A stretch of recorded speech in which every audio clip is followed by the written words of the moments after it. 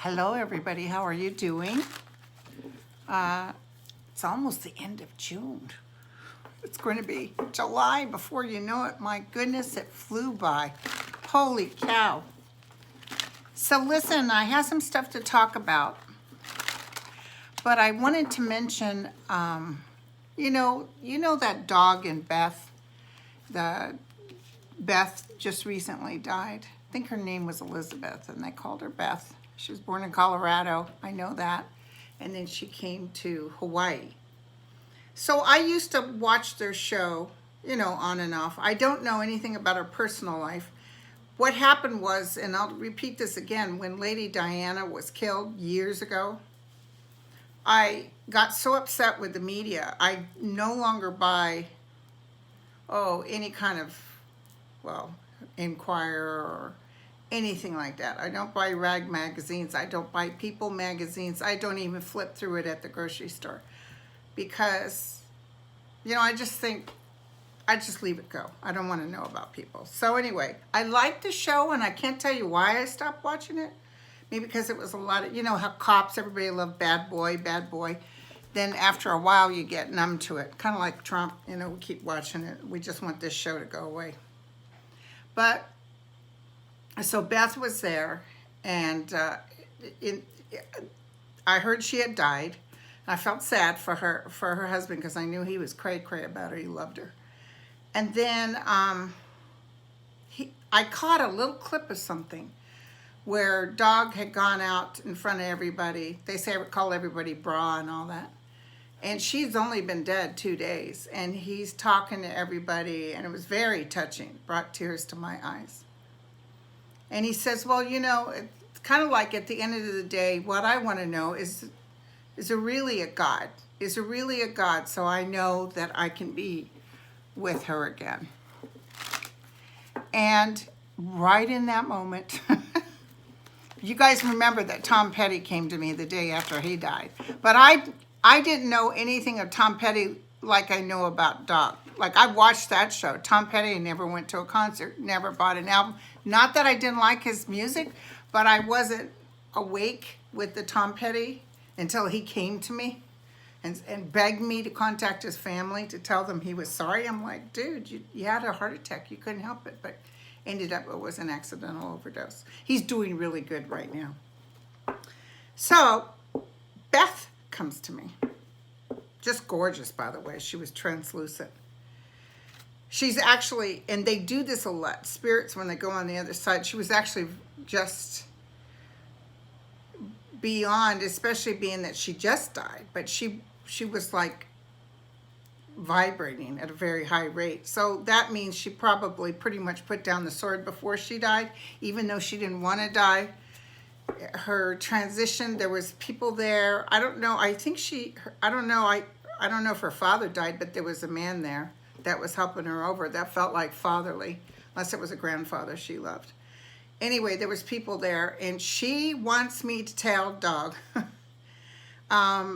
please tell him there is a God. And the thing about it, and this is what I preach about a lot, he's not out there. He's not out there. He was always in here. The kingdom of heaven is within. And the energy I was getting from her, she was a pretty powerful energy form, but there was a lot of almost like childlike disconnect with her. I don't know. It feels like she was always trying to control because things were out of control when she was younger. I feel that she could be pretty hard on people, especially her own flesh and blood, and could see that she was doing that, but at the same time, she wanted them to be okay. She wanted the family. She feels like she really loved Dog. in fact, a little bit possessive of him, kind of over, like, but she set it up to where he was depending on her over everything. She set that up. That's one of her regrets. But she kept things going. She was like a good business person. She was watching the money. She was making sure he didn't go off the deep end. So she was like a business partner as well as his love mate. But they walked the earth before, those two. They walked the earth before. And she was really happy to see her animals. I don't know what that is, but maybe she has animals that are over there. She was like, oh my God, tell them the animals are here too.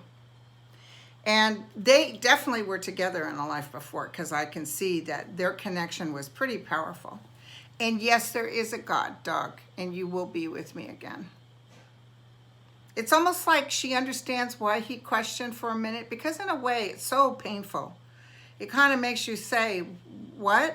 But the God force is within. It is that moment that you see a vista that's all encompassing. That's God. That's the silent energy. That's the silent vibrational energy of peace and well-being. Okay, thank you.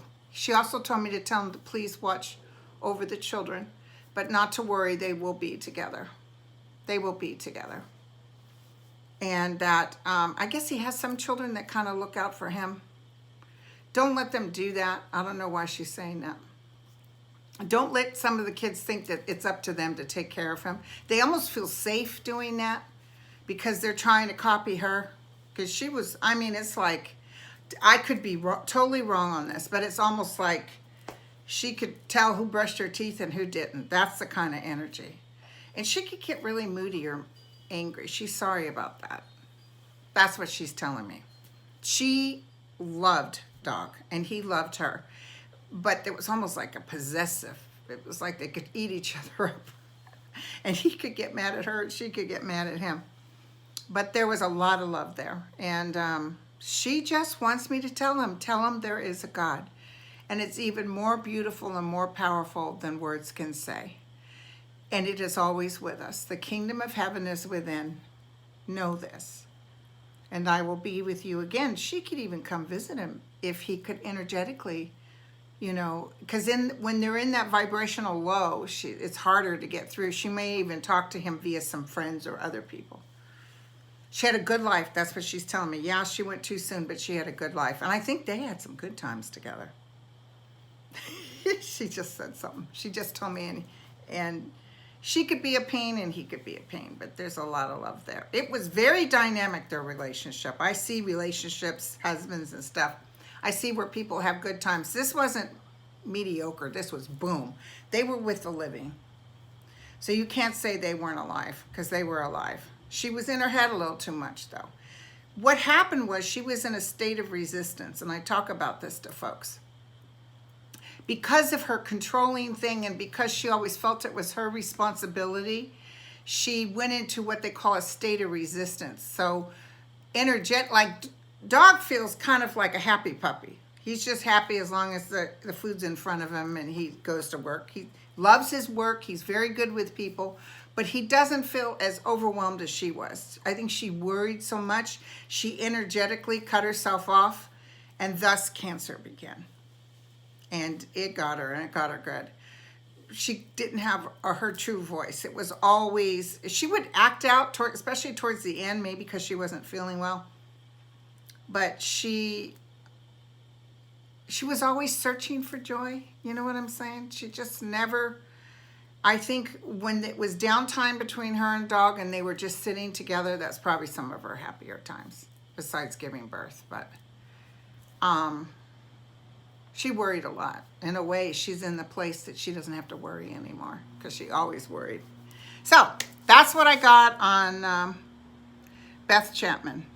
And so I'll post this if anybody knows who the dog is or his family, if he wants to hear this. There's other stuff here, but I'm not going to get into it because it's more personal. But she's like, you know, it's so funny. She was somebody who didn't like people to know her business, but she's like, I got to tell you, this woman and it's no offense. I didn't think twice about. I mean, I thought that show was good, and I thought she was, you know, a different kind of energy. I kind of liked who she was, and I respected her. But she is like blasting over there. Her energy is so powerful, and she just told me it's even more beautiful than I thought. It's like she's getting ready to jump in a pool of well-being. You know, she's testing the waters. And there's other people over there and animals. She must have really liked animals because there's animals over there. Okay, so anyway, God bless Dog and his family. If they could feel what I feel for 1 minute and know how good Beth is doing, they would not cry another tear. They would go, oh, she's cool. Okay, well, we're all going to be with her eventually. Let's get going. This family thinks too much. She knows this. Now she wishes she hadn't done that. I think they're always worried or always, and remember that energy will make them sick. So they have to be careful about, you know, I was raised in a household of fear. My dad was could be pretty angry. So, I mean, he'd beat you if he thought you looked at him the wrong way. I remember one time the school teacher said I looked spaced out at school. Well, obviously. I was talking to my beings. And I mean, I know she wouldn't have told him that if she knew what was going to happen to me, but it was ugly, you know. So when you're a young kid and you're beaten like that, you're afraid. I was afraid most of my life, and I always worried about what other people thought of me, and I always wanted to have people acknowledge me, and that was all surface. I was clogging up, you know, I have 2 stents in my heart. I went through cancer, and then the cancer, thank God, I dropped the sword. And I said, you know what? I mean, yeah, I'm still human. I'm still going to have some energies that pop up. Like I tell everybody that I'm reading, you know, don't cut in front of me at the grocery store because people think, oh my God, Linda, you're so cool. But no, sometimes I'm not so cool. But I notice as time goes on and I get out of thought like I used to be, my reactions are different. The ego part is what'll kill you, you guys. And that wanting to control everything. You can't do it. To end suffering, you have to have almost an enlightenment. And the enlightenment, it's like when the universe hands you something that's so tragic, you can get enlightened even faster. Because what it is letting go. To get out of the thought form. To be whole universally. To be connected as the observer of the thinker. It's like that God force is in you and it's observing all this thought process because that ego wants to hold on to you. So anyway, okay, enough about that. So we have some stuff to talk about. So did you all watch the event last night? I wasn't feeling anything powerful. I know a lot of people, I like Warren. But I feel sorry for Beto. It wasn't going to go anywhere. But that one gal, who is she, Gabbard or something? They asked her a question and she didn't answer the question. She just talked about her military, or everything she did in the military. Like she had a speech she was going to do, didn't matter what they were going to ask her. And then almost every question they asked after that, once again, we're going to go back to the military. So she really wanted you to know she was military. So that was a little bit of a turnoff. But I'm not feeling it, you guys. I'm not feeling, but maybe we just gotta, maybe tonight I'll get a little bit more something. A little something. And also, did you guys hear the Supreme Court said the emollients can be, not the Supreme Court.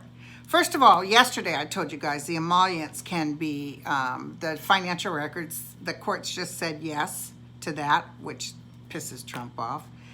And then the Supreme Court said he can't have that question about your, you know, where you came from on the census. So that pissed him off. So anyway, let me tell you, it's slowly but surely. But I wanted to check on Manafort. Did you see that it's a miracle he doesn't have to use a wheelchair anymore?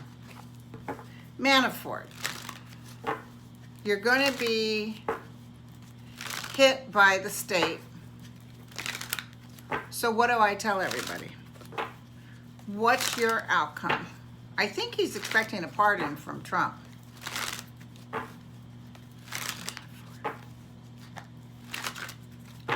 Manafort.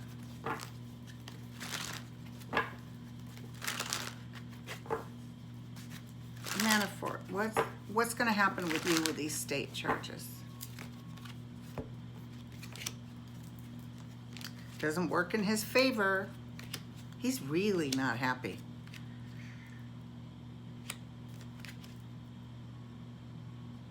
Well, isn't this interesting? You know what's so funny about Trump? He'll act like he's going to give people pardons and have no intention of doing it. You know, like Hope Hicks, he found out she did some talking to the special counsel, and I know that he's upset. But what is he going to do? Be upset she told the truth? But I could tell he's just not that into her anymore. So if something happened to her, I don't see him running to her rescue. There's more. I don't think, this is what I'm getting, okay? We'll just put it out there. I'm getting that even if Trump wanted to give him a free card out, he might not be able to because something's coming up with Trump. Trump's upside down, so he's unable to take care of Manafort, which gives Manafort just like overwhelming grief. Yeah, Manafort's not doing good, you guys. And the money too, it's like, why should I get out? At least here I got a roof over my head and 3 squares. The money is just bad. Okay, although he probably has more than others, but he looks at it as bad. He also worries about getting killed. So I don't know if somebody is angry at him. I just see disgust. So let's look and see how Trump's meeting with Putin is going to go. Remember, Trump's supposed to meet with Putin. And by the way, it's none of our business what they talk about. The leader of the free world, and he's telling America, up your nose with a rubber hose. It's none of our business. Okay. What's going to happen with Trump's meeting with Putin? What's going to happen with Trump's meeting with Putin?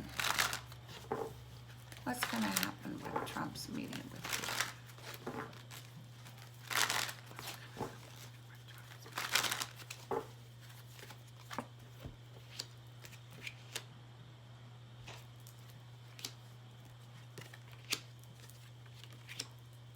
Ooh, strifeful.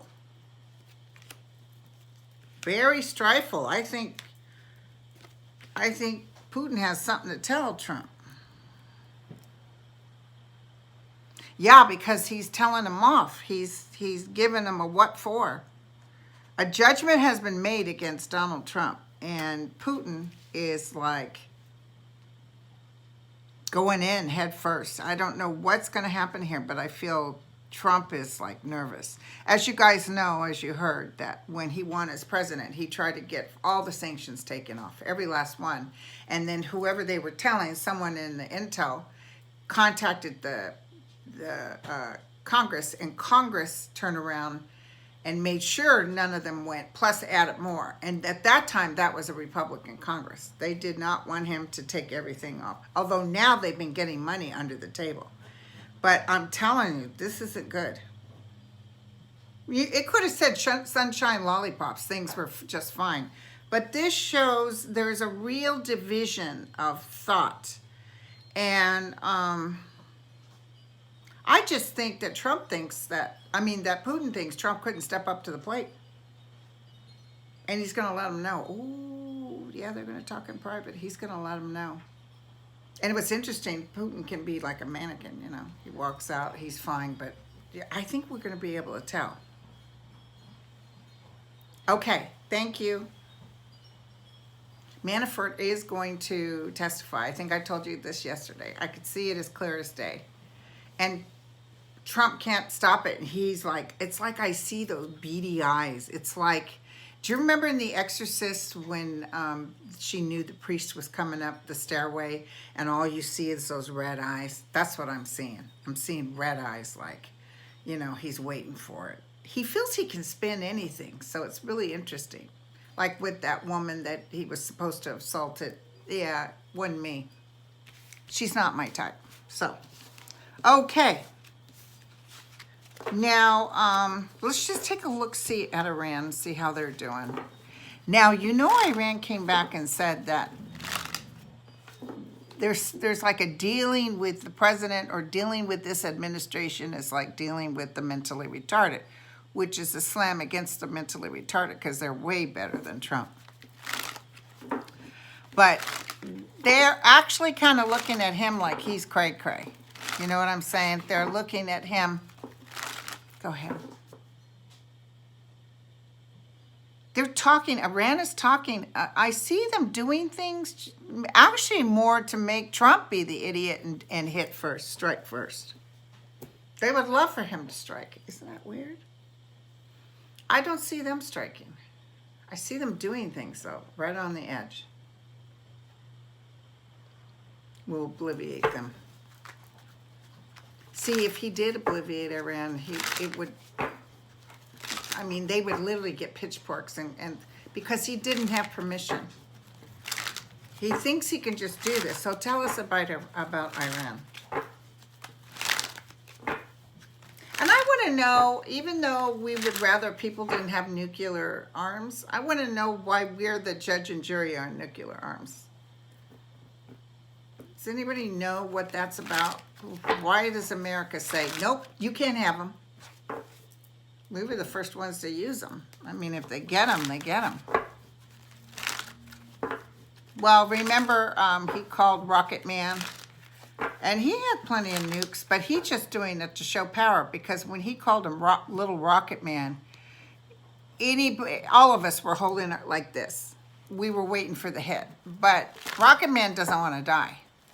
And that was going to happen if he hit us. Okay, so tell me what I can tell. Getting love letters from North Korea. It's amazing. It's amazing, you guys. Okay, so now, tell me about Iran. Tell me about Iran. A lot of stress.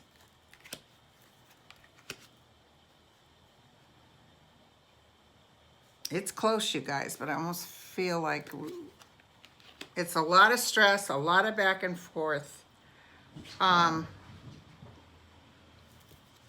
Feels like, I think Russia might come in and say, you know what, knock it off, Trump. Maybe this is the discussion he's going to have with him. Just knock it off. Because if you want to go into regime change, why not change China or why not change Russia? Why are you picking on Iran? It may not be a good regime, but still, it's almost like what made us judge and jury? So, yeah, thank you. Thank you. I just got this weird vibe just now, like an energy coming through me. Okay, so yes, don't worry, there's no war. It's just they're walking away. But actually, I think it makes Trump look bad. I know I read on him every time, you guys. Let's look at, tell me where Trump's energy's at come his 4th of July party. What is he thinking? Where is he at? Will that 4th of July party be a success? No. I just heard no.